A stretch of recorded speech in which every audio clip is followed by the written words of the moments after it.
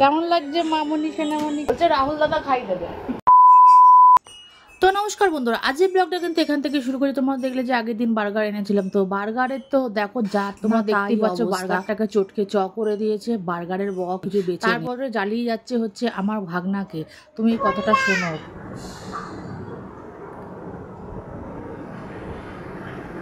তো আমি আলাদা করে রেকর্ড করেছিলাম, আমার ভাগনাও জানে না।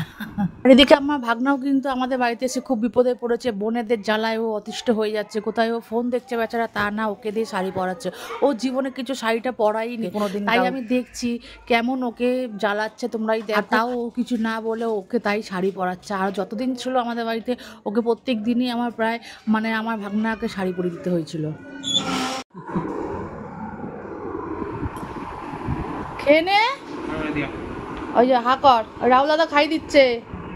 হাকর তরকারি দিস না বাবা, বলছে রাহুল দাদা খাই দেবে, রাহুল দাদা শাড়ি পরিয়ে দেবে, রাহুল দাদা খাইয়ে দেবে, রাহুল দাদা সব করে দেবে।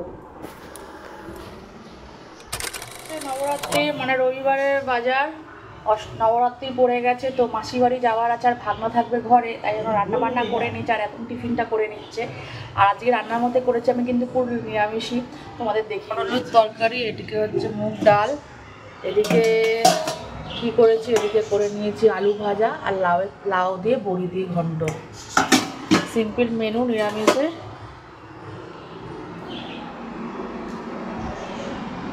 আর এই যে কচুরি খেয়ে নিই তোমাকে, আর ও একটু ভাত খাবে, আর ভাত খেয়ে দিয়ে আমরা বেরিয়ে যাবো। আর চলো ওখানে কী কী পুজো হচ্ছে মেয়েদিগুলো দেখাও। আর একটা যাওয়া হচ্ছে মেয়েদের জন্যই, মেয়েদের কারণে মাসির বাড়ি যাওয়া। আর চলো আমাদের সঙ্গে তোমরাও যাবে, আর দেখতেও পারবে, ঠিক আছে? তো এখনকার খেয়ে নিচ্ছে। এবার আমি স্নান করতে চলে যাই, দেরি হয়ে গেছে। এবার আমি স্নান করতে চলে যাই, দেরি হয়ে গেছে। চলো রেডি হয়ে গেছে এবার যাওয়ার জন্য, চলো যাই মাসির বাড়িতে, আর তোমাদেরকেও নিয়ে যাবো। কি মামুনি সোনামুনি, আরে বাবা বিউটিফুল লাগছে।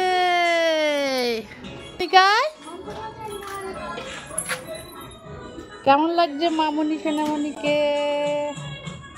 আরে বাবা চল উঠে পড়ো, মাথা দিয়ে এরকম করে ঢেকে নে, মাথা দিয়ে তো গা ঢাকতে বলেছি। ব্লগটা এখানে শেষ করে দেখাবে নেক্সট ব্লগে।